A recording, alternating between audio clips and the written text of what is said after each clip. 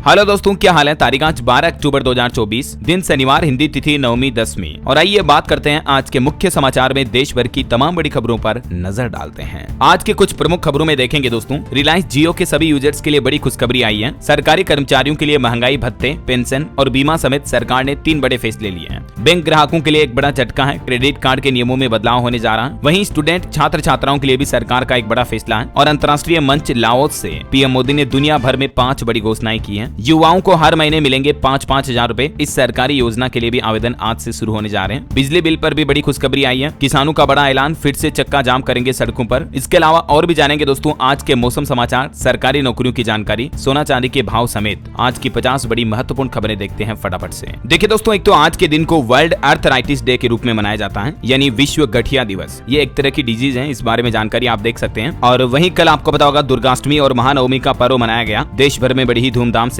और अब आज दशहरा मनाया जाएगा। अधर्म पर धर्म की विजय के प्रतीक के त्योहार दशहरे की आप सभी को ढेर सारी हार्दिक शुभकामनाएं। क्योंकि दोस्तों त्रेता युग में अश्विन मास के शुक्ल पक्ष की 10वीं तिथि को प्रभु श्री राम ने रावण का वध किया था। आज ही के दिन रावण को बुराइयों का प्रतीक माना जाता है, क्योंकि रावण बहुत शक्तिशाली होने के साथ ही अहंकारी भी था। और इस दशहरे के पर्व पर प्रभु श्री राम से कुछ सीख लेनी चाहिए हमें अपने जीवन में। मुश्किलों से लड़ने के लिए हमेशा तैयार रहें और धैर्य कभी न छोड़ें, हमेशा पेशेंस बनाए रखें। और आज के दिन दशहरे के मौके पर देश भर में लंकापति रावण और उसके भाई कुंभकर्ण पुत्र मेघनाथ के पुतलों का दहन किया जाता है। ऐसे में आज विजयादशमी पर रावण दहन का शुभ मुहूर्त क्या रहेगा, ये भी देख लीजिए दोस्तों। आज 12 अक्टूबर को रावण दहन का सही समय रहेगा सूर्यास्त के बाद से लेकर रात 10:30 बजे तक। हालांकि इसमें भी रावण दहन का सबसे उत्तम मुहूर्त शाम को 5:53 से शाम को 7:27 तक रहेगा, क्योंकि रावण दहन हमेशा प्रदोष काल में श्रवण नक्षत्र में ही किया जाता है। और दशहरे के दिन आज पूजन का जो विजय मुहूर्त रहेगा दोपहर 2 बजे से लेकर 2:45 बजे तक पूजा का अच्छा समय रहेगा। देश भर में कई जगहों पर बड़ी बड़ी ऊंचाइयों के रावण के पुतले बनाए गए हैं। तो अगेन दोस्तों, आप सभी को दशहरे की ढेर सारी शुभकामनाएं देते हुए अब मैं आगे बढ़ूंगा खबरों में। देखिए आप फटाफट से, पीएम मोदी लाओस की 2 दिवसीय यात्रा करने के बाद दिल्ली पहुंचे। उन्होंने यात्रा को फलदायी बताया। प्रधानमंत्री नरेंद्र मोदी ने वियंचन में पूर्वी एशिया शिखर सम्मेलन को संबोधित किया और इस दौरान साइबर सुरक्षा, समुद्री और अंतरिक्ष क्षेत्रों में सहयोग मजबूत करने का आह्वान भी किया। वैसे पीएम मोदी के नाम एक नया रिकॉर्ड भी बन गया है। नए अध्यक्ष की नियुक्ति के बाद ईस्ट एशिया शिखर सम्मेलन को संबोधित करने वाले दुनिया के पहले नेता बने पीएम मोदी। और इनके इस लाओस दौरे के दौरान भारत और लाओ ने रक्षा सहयोग और सीमा शुल्क समेत 6 समझौतों पर हस्ताक्षर भी किए। एशियान समिट में पीएम बोले कि भारत के लिए पर्यटन वर्ष होगा आने वाला साल 2025। पीएम ने कहा कि 21वीं सदी भारत की है। दुनिया के हर देश की संप्रभुता का सम्मान रखना चाहिए। और दुनिया में जो इजराइल ईरान वगैरह की जंग चल रही है, इस पर भी पीएम मोदी ने कहा कि यूरेशिया और पश्चिम एशिया में शांति लाने का आह्वान किया। उन्होंने कहा कि ये युग युद्ध का नहीं बल्कि तरक्की करने का है। देखिए ईस्ट एशिया समिट में बोले पीएम मोदी, आसियान देशों में एकता बहुत जरूरी है। उन्होंने कहा कि ये हमारे इंडो पैसिफिक विजन का हिस्सा है। इस सम्मेलन में चीन और अमेरिका जैसे बड़े देश भी शामिल हुए। और कुल मिलाकर पीएम मोदी ने दुनिया भर में शांति और प्रगति के लिए पहल करते हुए संबोधन दिया इस लाओस समिट में। और इस दौरान पीएम ने दुनिया के कई राष्ट्र अध्यक्षों को भारतीय संस्कृति के अनमोल उपहार भी भेंट किए, जैसे चांदी का मोर, पीतल की मूर्ति, रंगीन मेज वगैरह वगैरह। और दुनिया के कई देशों के नेता प्रमुखों से मुलाकात भी की। प्रधानमंत्री नरेंद्र मोदी और जापान के पीएम मोदी के बीच भी रणनीतिक और वैश्विक साझेदारी मजबूत करने पर बातचीत हुई। पीएम मोदी ने थाईलैंड के प्रधानमंत्री पेंतो गतार्न शिनावात्रा से भी मुलाकात कर बधाई दी। और इस दौरान थाईलैंड भारत के व्यापारिक संबंधों को बेहतर बनाने पर बातचीत भी हुई। वहीं मोदी ने लाओ पीडीआर के राष्ट्रपति से भी मुलाकात की। तो कुछ यूं रहा पीएम मोदी का लाओस दौरा। और चलिए आगे बढ़ते हैं खबरों में। देखिए फाइनेंशियल ईयर 2025 में अब तक का नेट डायरेक्ट टैक्स कलेक्शन 18% बढ़ा है। और सरकार ने टैक्स रिफंड के रूप में भी 2,31,000 करोड़ रुपए जारी किए हैं। अब तक सरकार ने कुल 11.25 लाख करोड़ का डायरेक्ट टैक्स वसूला है, जो कि पिछले साल के मुकाबले 18% ज्यादा रहा है। वहीं देखिए खबर, देश का विदेशी मुद्रा भंडार भी 8 सप्ताह में पहली बार गिरा, $701 बिलियन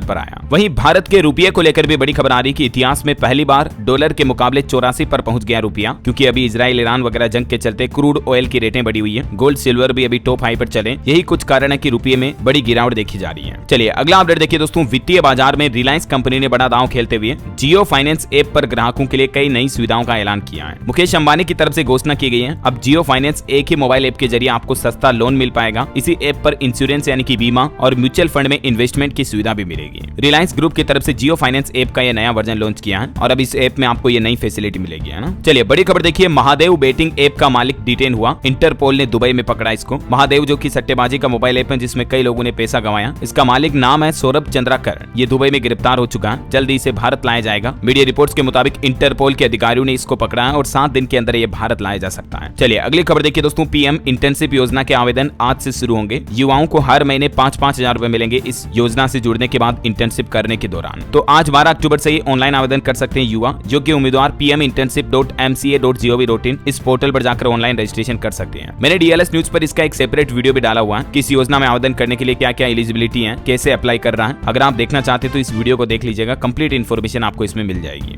मैं इसका लिंक वाले नीचे डाल दूंगा। बाकी कुछ डिटेल आप यहाँ भी देख सकते हैं, कौन कौन युवा एलिजिबल होंगे, क्या क्या जरूरी डॉक्यूमेंट्स चाहिए होंगे और हर महीने 5,000 रुपए इंटर्नशिप भत्ते के रूप में दिए जाएंगे, है ना। चलिए अगला अपडेट देखिए दोस्तों, शेयर मार्केट में निवेश करने का लोगों का क्रेज बढ़ रहा दिनों दिन। बीते एक महीने में ही 44 लाख से ज्यादा डीमेट अकाउंट खोले गए। सेबी की तरफ से ये रिपोर्ट जारी की गई। वहीं सेबी ने डीमेट खाते के नियम लागू करने की तारीख को भी बढ़ा दिया। वैसे तो ये नियम 14 अक्टूबर से लागू होने वाले थे, लेकिन अब सेबी का कहना कि इन नियमों को 11 नवंबर से लागू किया जाएगा। वहीं दोस्तों इंडियन आर्मी से जुड़ी बड़ी खबर देखिए, चीन सीमा के नजदीक भारतीय सेना को मिला अग्नि अस्त्र। सेना प्रमुख ने इसे एक महत्वपूर्ण कदम बताया है, क्योंकि इंडियन आर्मी की ताकत इससे और ज्यादा बढ़ेगी। ये एक तरह का मल्टी टारगेट पोर्टेबल डिवाइस है, जिसे कि इंडियन आर्मी अपने डिफेंस के लिए काम ले पाएगी। वहीं भारतीय सेना को जल्दी नया हथियार भी मिलने वाला है, जो कि 1800 फीट की ऊंचाई पर भी मार सकता है। भारतीय सेना की मारक क्षमताओं को बढ़ाने के लिए 1500 लॉन्च सिस्टम और सिमुलेटर के साथ 20,000 से ज्यादा नई पीढ़ी के anti tank guided missile Indian army को मिलने वाली है, तो इससे भी भारतीय सेना की ताकत बढ़ेगी। वहीं थल सेना ने भी तैयार किया T-90 भीष्म टैंक का नया संस्करण भी। चलिए अगली बड़ी खबर देखिए दोस्तों, इजराइल ईरान तनाव के बीच रूस के राष्ट्रपति व्लादिमीर पुतिन ने ईरानी राष्ट्रपति से मुलाकात की। पश्चिम एशिया के हालातों पर चर्चा हुई। और वहीं खबर है अब कि इजराइल ने लेबनान में यूनाइटेड नेशंस पोस्ट पर भी हमला किया। यहाँ बॉर्डर पर हमारे भारत के भी 600 भारतीय सैनिक तैनात हैं, तो भारत ने कहा कि इनकी सुरक्षा जरूरी है। दोस्तों जब से दुनिया में इजराइल, ईरान, रूस, यूक्रेन जैसी बड़ी जंग शुरू हुई, उसके बाद दुनिया के कई देशों ने अपने डिफेंस को स्ट्रॉन्ग करने के लिए डिफेंस सेक्टर में इन्वेस्ट करना चालू कर दिया है। और भारत की सरकार ने भी अपने पिछले बजट में भी अपना डिफेंस बजट बढ़ाया है, राइट, जिससे कि डिफेंस कंपनियों को अच्छा खासा मुनाफा हो रहा है। आप भी इसे एक इन्वेस्टमेंट अपॉर्चुनिटी की तरह इस्तेमाल कर सकते हैं। अगर आप अपनी वेल्थ को बढ़ाना चाहते हैं तो डिफेंस स्टॉक में इन्वेस्ट करना इस वक्त सबसे अच्छी अपॉर्चुनिटी हो सकती है। लेकिन आपके मन में सवाल आ रहा होगा कि हम इन स्टॉक को ढूंढे कैसे,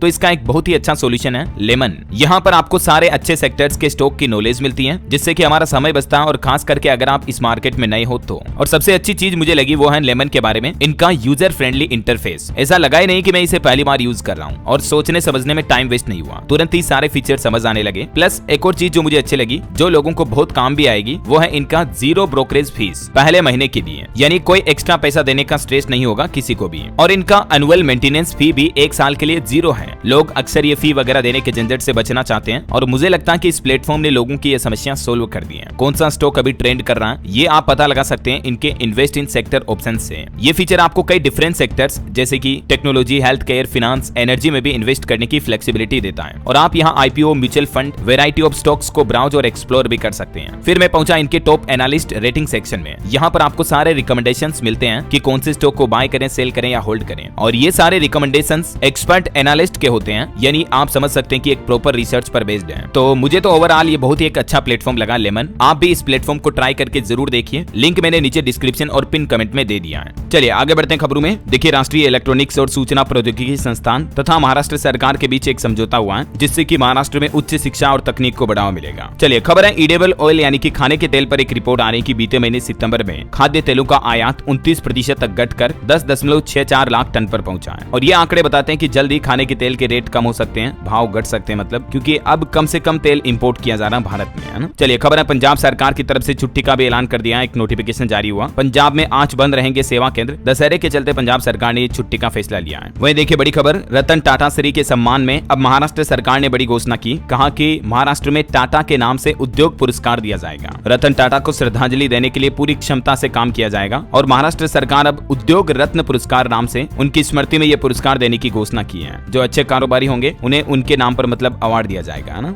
वहीं रतन टाटा के सम्मान में बिहार सरकार की नई पहल देखिए, बिहार डाक परिमंडल ने भी विशेष कवर जारी किया। वैसे अब रतन टाटा श्री के बाद नोएल टाटा होंगे रतन टाटा के उत्तराधिकारी। टाटा ट्रस्ट की मीटिंग में ये फैसला लिया गया, और अब नोएल टाटा टाटा ट्रस्ट के नए चेयरमैन बनाए गए। ये रतन टाटा के सौतेले भाई हैं। पहले से ही ये 2 फैमिली ट्रस्ट में शामिल हैं। अब इन्होंने कहा कि मैं विरासत को आगे बढ़ाऊंगा। चलिए टेक न्यूज से खबर देखिए दोस्तों, टेस्ला कंपनी ने अपनी पहली ऑटोनोमस रोबो टैक्सी रिवील की। AI यानी आर्टिफिशियल इंटेलिजेंस फीचर वाली साइबर कैब, जो कि बिना ड्राइवर के चलेगी, जाएगी और टेस्ला ने एक साइबर वेन भी पेश की है। वहीं खबर है जम्मू कश्मीर के बनने वाले मुख्यमंत्री अमर अब्दुल्ला ने एलजी से मुलाकात की और जम्मू में सरकार बनाने के लिए उन्होंने पार्टियों के समर्थन पत्र भी सौंपे। आने वाले 16 अक्टूबर को जम्मू में मुख्यमंत्री के शपथ ग्रहण की संभावना है। वहीं दोस्तों कलकत्ता ट्रेनी डॉक्टर का जो मामला चल रहा है उस पर खबर आ रही है कि भूख हड़ताल पर कुछ डॉक्टरों की हालत काफी गंभीर हो गई। बेहोश होने के बाद उन्हें ऑक्सीजन लगाई गई और अब आईएमए यानी इंडियन मेडिकल एसोसिएशन ने पश्चिम बंगाल की मुख्यमंत्री ममता बनर्जी को एक पत्र भी लिखा और उसमें कहा कि डॉक्टरों की मांगों पर फौरन एक्शन लें। ममता सरकार से डॉक्टरों की ये 9 मांगे हैं, मैंने आपको बताया था पहले ही। चलिए अगली खबर देखिए। कर्नाटक सरकार ने एक आदेश जारी किया, कहा कि कर्नाटक राज्य के स्थापना दिवस पर कन्नड़ झंडा फहराएं। डिप्टी सीएम बोले कि कोई भी व्यक्ति कन्नड़ भाषा जाने बिना कर्नाटक में नहीं रह सकता है। 1 नवंबर को कर्नाटक राज्य का स्थापना दिवस है और इस मौके पर राज्य के सभी स्कूल, कॉलेज, व्यावसायिक भवन, कारखानों वगैरह पर कन्नड़ झंडा फहराना होगा। ये राज्य सरकार की तरफ से एक अजीब सा आदेश जारी किया गया। वहीं महंगाई पर खबर आ रही दोस्तों की 1 महीने पहले तो टमाटर के भाव 40 रुपए किलो थे, लेकिन अब देश के अधिकतर राज्यों में टमाटर की कीमतें 100 रुपए किलो पहुंच चुकी हैं। हालांकि दिल्ली में भले ही अभी सरकार सस्ते टमाटर बेच रही है, लेकिन सब जगहों पर तो नहीं बेच पाती है ना। तो अब मीडिया रिपोर्ट्स के मुताबिक आने वाले 10 दिन बाद टमाटर के दाम कम हो सकते हैं। हालांकि प्याज के भाव थोड़े गिरे हैं क्योंकि नई फसल आने के बाद थोड़ी रेटों में कटौती देखने को मिलेगी। चलिए अगली बड़ी खबर देखिए। हरियाणा सरकार ने अपने राज्य के कर्मचारियों को बड़ी राहत दी। नई सरकार बनने से पहले ही उनकी बीमा राशि को 30 से बढ़ाकर 50 लाख कर दिया और आंशिक विकलांगता होने की राशि पर भी 10 गुना की बढ़ोतरी की गई है। हरियाणा सरकार ने अपने सरकारी कर्मचारियों को दिवाली से पहले यह बड़ा तोहफा दिया है। जो सरकारी कर्मचारियों की बीमा राशि थी ना, उसको तो 20 लाख बढ़ा दिया, 30 से बढ़ाकर 50 कर दिया। इसके अलावा कर्मचारियों का परमानेंट टर्म इंश्योरेंस भी दुगुना कर दिया है, इसे भी 2 लाख से बढ़ाकर 4 लाख कर दिया सीधा। और विकलांगता वगैरह की राशि में भी कितनी बढ़ोतरी की गई देख सकते हैं आप जानकारी भी। इस संबंध में हरियाणा सरकार ने ऑर्डर भी जारी कर दिया है। चलिए अगली खबर देखिए। अमेरिका के पूर्व राष्ट्रपति डोनाल्ड ट्रंप ने एक भाषण में वादा किया कि अगर हमारी सरकार बनी तो हम बिजली बिल आधा कर देंगे। तो उनकी इस घोषणा पर दिल्ली के पूर्व सीएम केजरीवाल बोले कि ये देखो फ्री की रेवड़ी अमेरिका तक पहुंच चुकी है। ओबामा ने भी ट्रंप पर तंज कसते हुए कहा कि बच्चों का डायपर भी नहीं बदला होगा। चलिए खबर है दोस्तों। जापानी संगठन निहोन हिडानक्यो को मिला 2024 का नोबेल शांति पुरस्कार। ये जापान का एक संगठन है, इसमें हिरोशिमा नागासाकी हमले के पीड़ित भी शामिल हैं। परमाणु हथियार मुक्त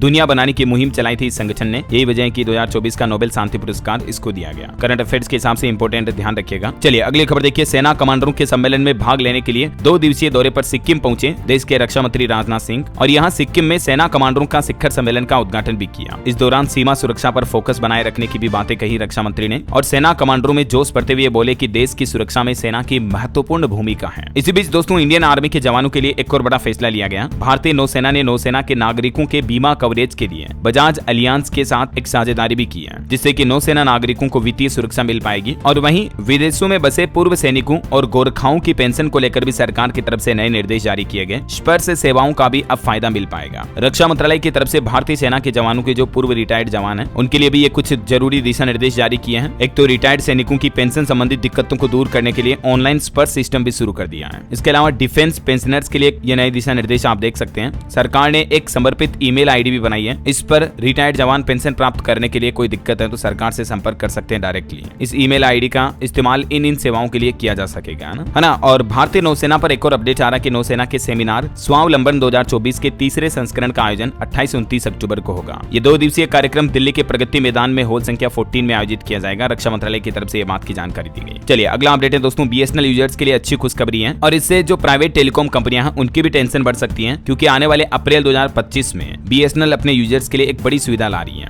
बीएसएनएल जो कि सरकारी टेलीकॉम कंपनी है, अभी देश भर में अपने नेटवर्क को तेजी से बढ़ा रही है, अपग्रेड भी कर रही है। इस बीच बीएसएनएल की प्लानिंग है दोस्तों कि आने वाले कुछ महीनों में अपने 4G टावर की संख्या को 24,000 से बढ़ाकर 1 लाख किया जाएगा, जिससे कि देश भर में यूजर्स को बेहतर कनेक्टिविटी और इंटरनेट सुविधाएं मिल पाएगी, है ना। बीएसएनएल और भी 54,000 4G टावर इंस्टॉलेशन की तैयारी में है। खास करके ग्रामीण ग्राहकों पर नजर रहेगी ताकि गाँव में भी लोगों को अच्छे नेटवर्क मिल सके। चलिए अगली खबर देखिए। एक सर्वे में रिपोर्ट सामने आ रही है कि किसानों की मासिक घरेलू आय तो 57% तक बढ़ी है, लेकिन पिछले 5 साल में खेती करने की जमीन में 1/3 तक की गिरावट देखी गई। सर्वे के अनुसार 2016-17 से लेकर 21-22 तक के आंकड़े आप देख सकते हैं। वहीं एक बड़ी चिंताजनक रिपोर्ट देखिए वैज्ञानिकों द्वारा जारी की गई कि निगरानी वाले वन्य जीवों की आबादी 5 दशक में 73% तक घटी है। गिद्धों की प्रजातियों पर भी खतरा मंडरा रहा और WHO की तरफ से भी एक नया प्लान बनाया गया। साल 2026 तक खसरा रुबेला उन्मूलन की तैयारी की जा रही है। दक्षिण पूर्वी एशियाई क्षेत्र के लिए WHO की तरफ से यह नया प्लान बनाया खतरनाक बीमारी को जड़ से खत्म करने के लिए। चलिए बड़ी खबर देखिए। भारत सरकार ने चेतावनी जारी की, कहा कि खतरे से खाली नहीं है इन ब्राउजर का इस्तेमाल करना। भारतीय computer emergency response team CERT की तरफ से हमारे देश भर के सभी इंटरनेट यूजर्स के लिए ये चेतावनी जारी की है और ये चेतावनी है मोजुला फायरफॉक्स ब्राउजर के लिए। सरकार ने कहा कि किसी भी वक्त आपका फोन भी हैक हो सकता है अगर आप भी फायरफॉक्स ब्राउजर का इस्तेमाल करते हैं तो या तो कुछ समय के लिए आप ब्राउजर को डिलीट कर दें, क्योंकि अभी इसमें कुछ खामियां, मेलवेयर, वायरस वगैरह पाए गए हैं इन वर्जन में, या आप नया अगर अपडेट जारी हो चुका तो फायरफॉक्स का लेटेस्ट वर्जन अपडेट कर ले, है ना। और टेक न्यूज से एक और खबर देखिए, गूगल ने एक नया AI टूल पेश किया। अब आर्टिफिशियल इंटेलिजेंस द्वारा बनाई हुई तस्वीरों को पहचानने में दिक्कत नहीं होगी, गूगल फोटोज फिल्टर कर देगा इनको। वहीं भारत के औद्योगिक ग्रोथ पर खबर आ रही कि अगस्त में औद्योगिक उत्पादन मामूली रूप से कम हुआ, 0.1% की गिरावट हुई, सरकारी आंकड़े जारी हुए हैं। चलिए अगला अपडेट देखिए दोस्तों, एनपीएस के न्यू रूल्स लागू हुए हैं। एनपीएस यानी कि नेशनल पेंशन सिस्टम से जुड़े नियमों में बदलाव किया है सरकार ने और एनपीएस के लिए कुछ नई गाइडलाइन जारी की है। केंद्रीय कर्मचारियों के लिए बड़ा अपडेट सामने आ रहा। एक तो नए नियम के मुताबिक सस्पेंशन में भी अब एनपीएस में कंट्रीब्यूशन जारी रख पाएंगे, मतलब अगर कोई सरकारी कर्मचारी सस्पेंड भी हो गया ना तो भी उनके एनपीएस अकाउंट में वो चाहे तो पैसा जमा होता रहेगा, ठीक है।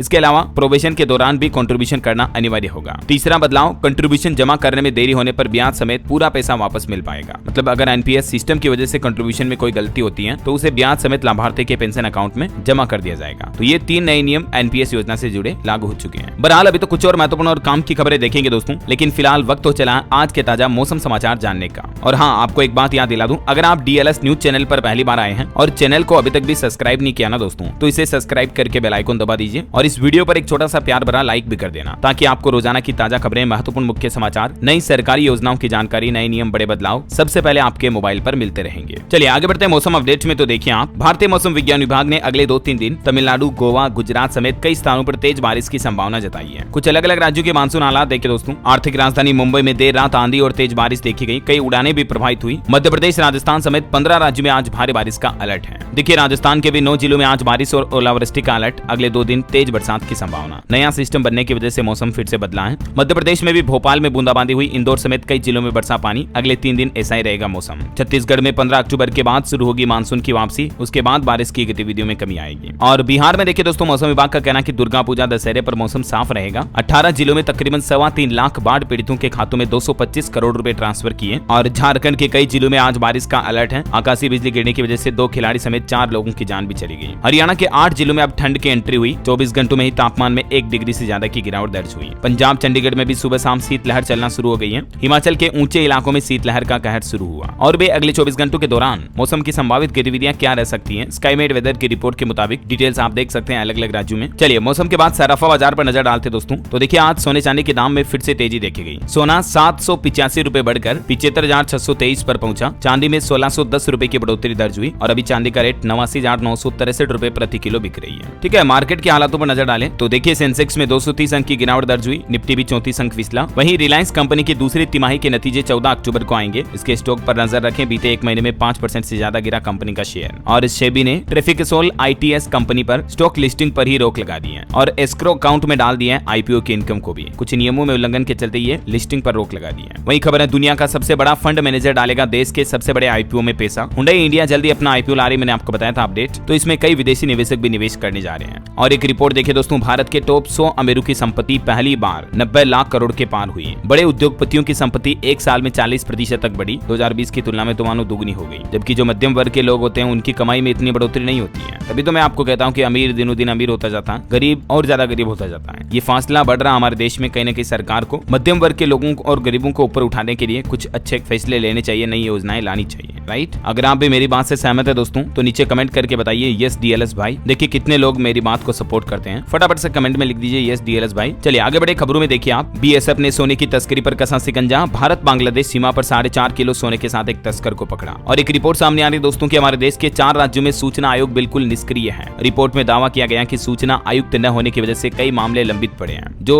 Rights to information RTI act है ना, 4 राज्यों में काम ही नहीं कर रहा। मतलब यहाँ लोगों को इस एक्ट का फायदा ही नहीं मिल पा रहा है। और वो 4 राज्य हैं, गोवा, झारखंड, त्रिपुरा और तेलंगाना। हालात देखिए मतलब राज्य सरकारों के आप। और वही खबर है दोस्तों, झारखंड में देखिए चुनाव से पहले लाल आतंक पर नकेल कसने के लिए CRPF, BSF समेत 10,000 CAPF जवानों की अग्रिम तैनाती भी की गई। गृह मंत्रालय की तरफ से यह फैसला लिया गया है। और वही खबर है, इंडिया बाइक वीक 2024 की तारीखों का ऐलान हो गया। 6-7 दिसंबर को गोवा में होगा इसका आयोजन। चलिए अगला अपडेट देखिए, सरकारी कर्मचारियों के लिए हिमाचल सरकार ने भी दिवाली पर तोहफा देते हुए 4% DA यानी महंगाई भत्ते में बढ़ोतरी की घोषणा कर दी है। इस महीने 28 तारीख को मिल जाएगा वेतन, पेंशन वगैरह भी। हिमाचल के मुख्यमंत्री सुखविंदर सिंह सुक्खू की तरफ से शिमला में प्रेस वार्ता को संबोधित करते हुए सरकारी कर्मचारियों के लिए बड़ी घोषणा की है। वहीं सरकार ने 75 साल से ज्यादा आयु के पेंशनरों को एरियर भी एक साथ जारी करने का फैसला किया है और ये महंगाई भत्ता भी बढ़ा हुआ 1 जनवरी 2023 से ही मिलेगा। और एक रेल दुर्घटना पर खबर देखिए दोस्तों, तमिलनाडु में रेल हादसा हुआ, खड़ी मालगाड़ी से टकराई बिहार जाने वाली मैसूर दरभंगा एक्सप्रेस ट्रेन। 2 डिब्बों में आग भी लग गई। इस ट्रेन के बाद कई यात्रियों के घायल होने की संभावना है। चलिए खबर है नेटवर्क योजना समूह की 81वीं बैठक में प्रधानमंत्री गति शक्ति के तहत प्रमुख बुनियादी ढांचा परियोजनाओं का मूल्यांकन किया गया। वहीं देखिए सरस आजीविका मेला 13 अक्टूबर से हरियाणा गुरुग्राम में आरंभ होगा। 30 राज्यों की 900 से ज्यादा ग्रामीण महिला हस्तशिल्प इस मेले में भाग ले रही है। खबर है आरबीआई यानी कि भारतीय रिजर्व बैंक ने हमारे देश के बैंकों और गैर बैंकिंग इकाइयों यानी कि एनबीएफसी समेत सभी भुगतान सेवा प्रदाताओं को निर्देश जारी करते हुए कहा कि डिजिटल भुगतान सेवाओं में दिव्यांग लोगों की सुविधा का भी ध्यान रखा जाए। और खबर है नई दिल्ली में इंडिया डिजिटल एग्री कॉन्फ्रेंस 2024 का भी आयोजन किया गया। और खबर है प्रधानमंत्री नरेंद्र मोदी के जो प्रधान सचिव हैं डॉक्टर पीके मिश्रा, उन्होंने देश की राजधानी दिल्ली में वायु प्रदूषण को कम करने के लिए दीर्घकालिक उपायों को तत्काल प्रभाव से लागू करने का आदेश भी जारी किया। और खबर है कैमूर को बिहार का दूसरा टाइगर रिजर्व बनाने की भी मंजूरी मिली। केंद्र सरकार की तरफ से ये अभ्यारण्य के लिए सैद्धांतिक मंजूरी दे दी गई है। चलिए बैंकिंग न्यूज से बड़ी खबर आ रही है दोस्तों, आईसीआईसीआई बैंक ने भी अपने ग्राहकों को बड़ा झटका दिया। क्रेडिट कार्ड के नियमों में बदलाव किया है। 15 नवंबर 2024 से ही ये नए नियम लागू होंगे, अगले महीने से मतलब। और इसके तहत आईसीआईसीआई बैंक के क्रेडिट कार्ड से भी यूटिलिटी बिल पेमेंट करने पर आपको 1% एक्स्ट्रा चार्ज यानी ट्रांजैक्शन फीस के रूप में शुल्क देना पड़ेगा। कुछ ऐसा ही नियम एसबीआई ने भी लागू किया था, मैंने आपको बताया था अपडेट हाल ही में कुछ दिनों पहले। चलिए अगली खबर देखिए आप, उत्तर प्रदेश में उपचुनाव से पहले बसपा प्रमुख मायावती की तरफ से बड़ा ऐलान किया गया। उन्होंने कहा कि अब कभी गठबंधन नहीं करेगी हमारी पार्टी, भाजपा कांग्रेस से भी दूर रहेंगे। चलिए अगली एक अच्छी खुशखबरी है, अब ऑनलाइन उपलब्ध होंगे शादी, जन्म व मृत्यु प्रमाण पत्र। हिमाचल प्रदेश के मुख्यमंत्री सुखविंदर सिंह सुक्खू की तरफ से ऐलान किया गया है। अब प्रदेश में पंचायतों की ओर से जारी किए जाने वाले ये सभी तरह के प्रमाण पत्र भी ऑनलाइन उपलब्ध हो जाएंगे आपको घर बैठे, ठीक है ना। चलिए अगली खबर देखिए दोस्तों, यूपी सरकार का नया प्लान। यूपी में मेगा ई नीलामी के जरिए होगा औद्योगिक और व्यावसायिक भूखंडों का आवंटन। 25 अक्टूबर को ये नीलामी शुरू होगी।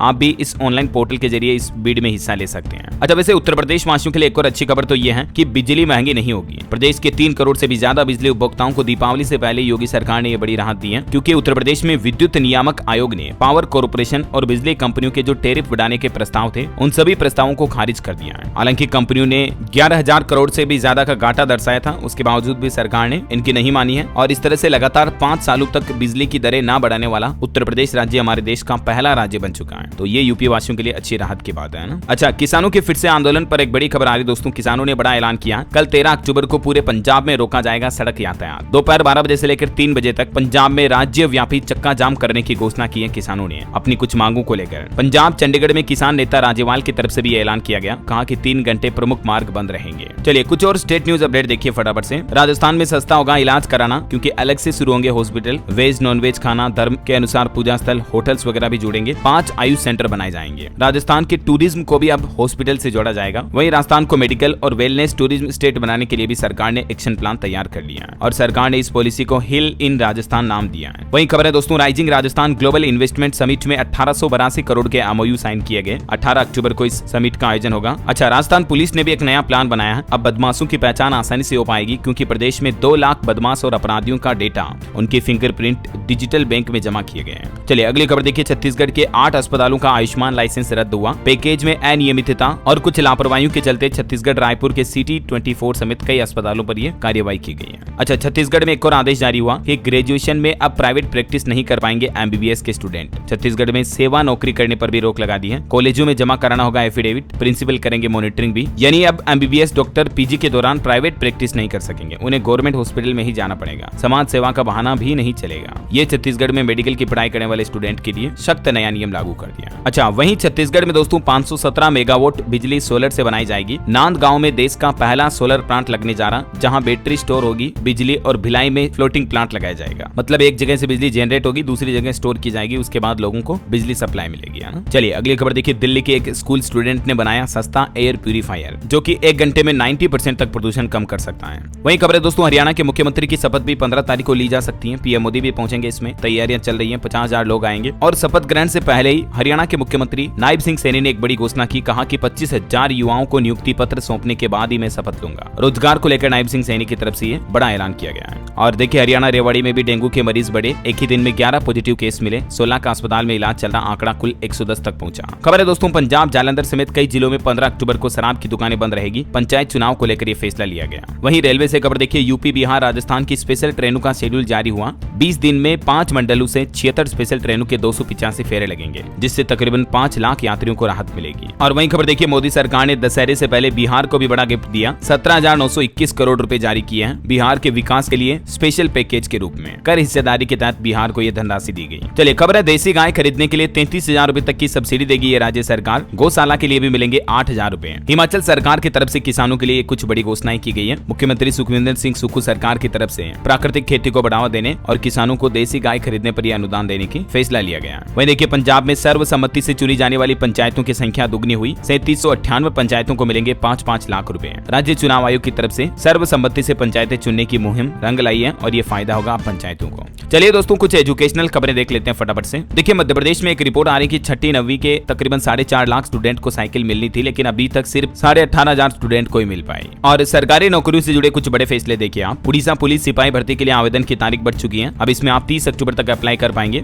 ये कांस्टेबल की भर्ती है जिसमें टोटल 1360 पोस्ट है, ठीक है ना। और इसके अलावा भी ग्रेजुएट्स के लिए टीचर्स के 6025 पदों पर भर्ती का नोटिफिकेशन भी जारी हो चुका है। उड़ीसा सरकार की ही तरफ से ये टीचर का भी रिक्रूटमेंट जारी किया गया। ये पोर्टल ऑनलाइन है जिसके जरिए आवेदन कर सकते हैं। आवेदन 9 अक्टूबर से शुरू हो चुके हैं। अभी इसकी लास्ट डेट कोई जारी नहीं हुई है, ठीक है ना। तो आप चाहे तब अप्लाई कर दें फटाफट से। और वहीं देखिए, एनसीईआरटी का प्लान 2025-26 सेशन के लिए 15 करोड़ किताबें छापेगा। 7वीं 9वीं और 11वीं क्लास के लिए नई किताबें आएगी। और वहीं दोस्तों, जीएमएसी ने एनमेट 2024 के लिए ऑनलाइन आवेदन करने की अंतिम तिथि भी बढ़ा दी है। 13 अक्टूबर तक पंजीकरण का मौका है। और वहीं सीबीएसई ने भी कक्षा 9वीं और 11वीं को लेकर स्कूलों को खास निर्देश जारी किए। कहा कि जिन स्टूडेंट के रजिस्ट्रेशन प्रक्रिया बाकी है 16 अक्टूबर तक बिना लेट फीस के उनको रजिस्ट्रेशन कर लें संगम पोर्टल पर जाकर। और इसके अलावा भी सीबीएसई स्कूलों की 10वीं 12वीं की प्रैक्टिकल एग्जाम डेट भी जारी हो चुकी है। आप ऑफिशियल पोर्टल पर और शेड्यूल चेक कर लीजिएगा, है ना। वहीं एनएमसी यानी नेशनल मेडिकल कमीशन की तरफ से भी एमबीबीएस स्टूडेंट के लिए गाइडलाइन जारी की गई है पोस्ट ग्रेजुएट ट्रेनिंग प्रोग्राम के लिए। और इस गाइडलाइन के मुताबिक छात्रों को ये काम इसमें सिखाए जाएंगे ट्रेनिंग पीरियड के दौरान, है ना। और चलिए अंत में आज के राशिफल पर नजर डाल लेते हैं। देखिए, कुंभ राशि के बैंकिंग सेक्टर के लोगों को प्रमोशन की खबर मिल सकती है और कर्क राशि वालों को उपलब्धि मिलने के योग है। मिथुन राशि के लोग जीवन में सकारात्मक बदलाव करें। कन्या राशि के लोग काम की गति तेज करने की जिद न करें। और भी कुछ अलग अलग राशियों का राशिफल आप देख सकते हैं स्क्रीन पर, है ना। और दोस्तों, कमेंट बॉक्स में हैप्पी दशहरा जरूर लिख दीजिएगा। मैंने तो आप सभी को बोल दिया, आप भी मुझे कमेंट में बोल सकते हैं। और बाकी इस वीडियो को लाइक और शेयर करना, डीएलएस न्यूज चैनल को सब्सक्राइब करके बेल आइकन जरूर दबा देना रोजाना ऐसे इन्फॉर्मेटिव काम की खबरें देखते रहने के लिए। जय हिंद, जय भारत, वंदे मातरम।